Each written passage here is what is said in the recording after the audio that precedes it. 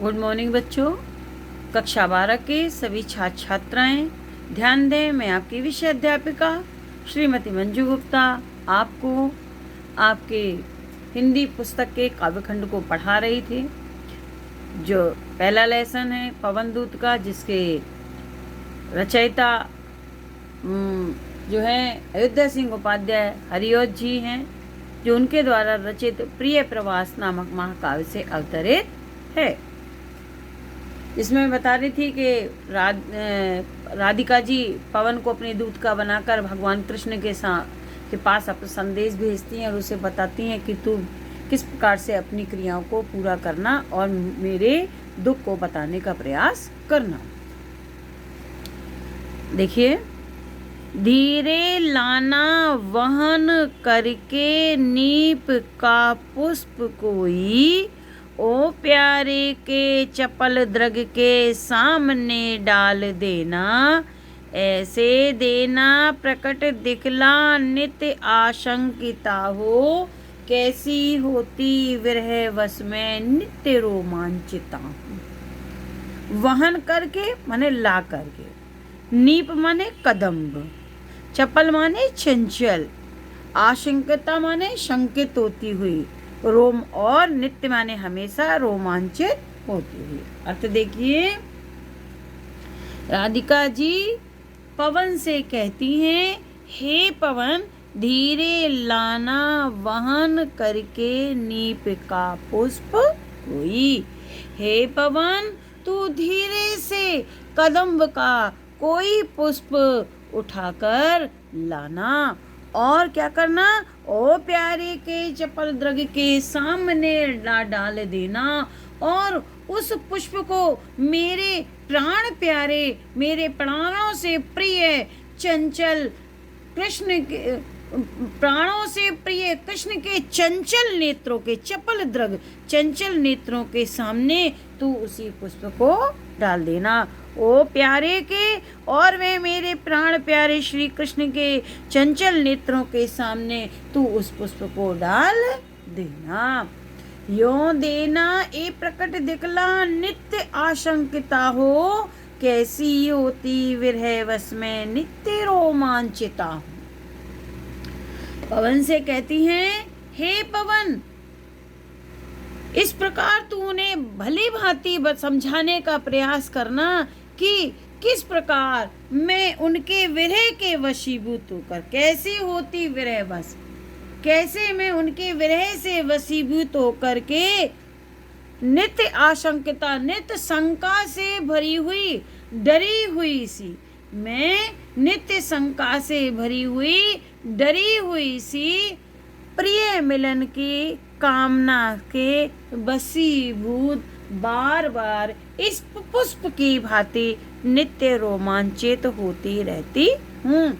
राधिका जी पवन से कहती हैं, पवन उन्हें इस प्रकार से ऐसे प्रकट करके दिखलाना, समझाने का प्रयास करना कि मैं नित्य शंका से घिरी हुई, शंकित होती हुई, भयभीत, डरी डरी, कैसी होती विरहवश, विरह के वशीभूत, मैं नित्य पुनर्मिलन की कामना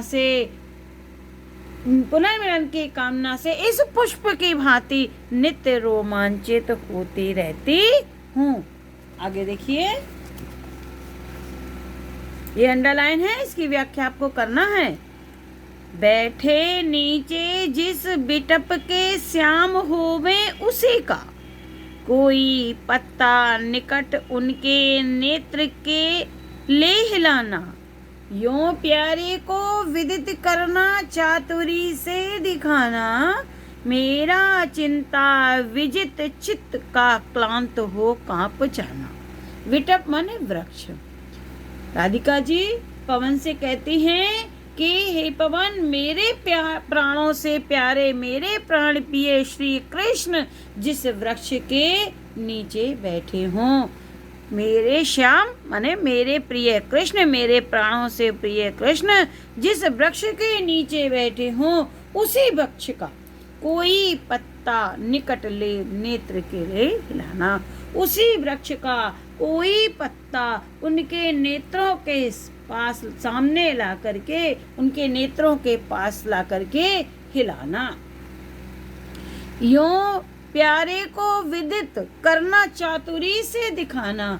हे भगवान, इस प्रकार तू अपनी क्रिया चातुरी से मेरे प्रिय कृष्ण को यह ज्ञात कराना कि मेरा चिंता विजित चित्त का क्लांत हो कांप जाना, कि मेरा हृदय जो चिंता के द्वारा जीत लिया गया है, उन्हें ये बताना कि किस प्रकार चिंता ने मेरे हृदय को जीत लिया। विजित माने जीतना, जीत लिया है। चित्त माने हृदय को जीत लिया है, उसे थका दिया है। और चिंता ने मेरे हृदय की शक्ति को भी थकित कर दिया है, जिसके अभाव में नित्य इस पत्ते की भांति मैं दुखी होकर कांपती रहती हूँ। उन्हें फिर से देखिए कैसे लिखेंगी। राधिका जी पवन से कहती हैं कि मेरे प्राणों से प्यारे श्री कृष्ण जिस वृक्ष के नीचे बैठी हूँ, उसी वृक्ष का कोई पत्ता ला करके उनके नेत्रों के सामने चतुराई से लाना।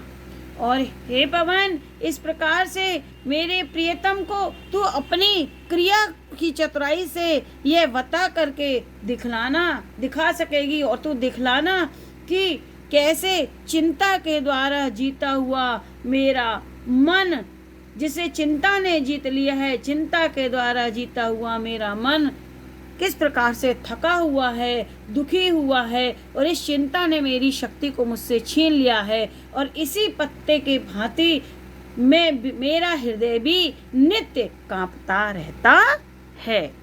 बच्चों, ये आपको अंडरलाइन की व्याख्या करनी है, और कुछ प्रश्न हैं जिसको मैं आपको दे रही हूँ, जिसको आप अपनी कॉपी में करेंगे और उसके उत्तर को लिखेंगे। जो प्रश्न इस प्रकार है।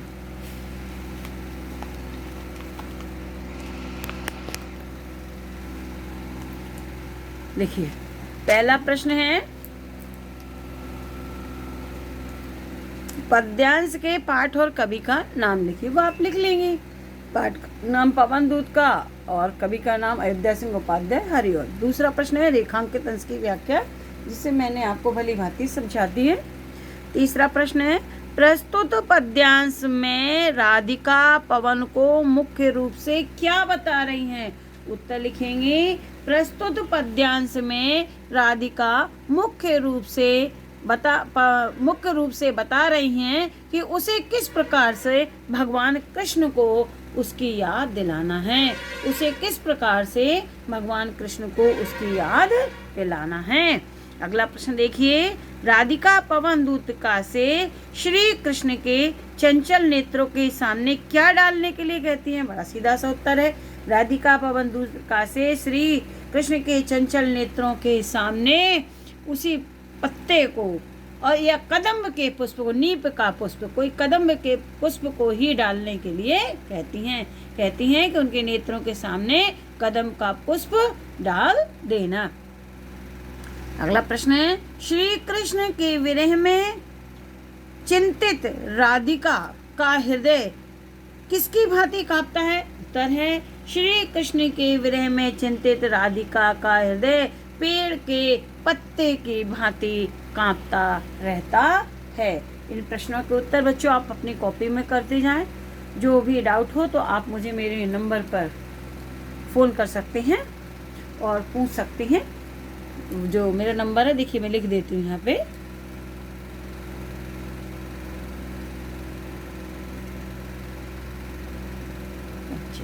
ये मेरा नंबर है, ये मेरा व्हाट्सएप नंबर भी है, इस पर पूछ लें और फिर विद्यालय खुलेगा तो आपका डाउट क्लियर कर दूंगी। Thank you.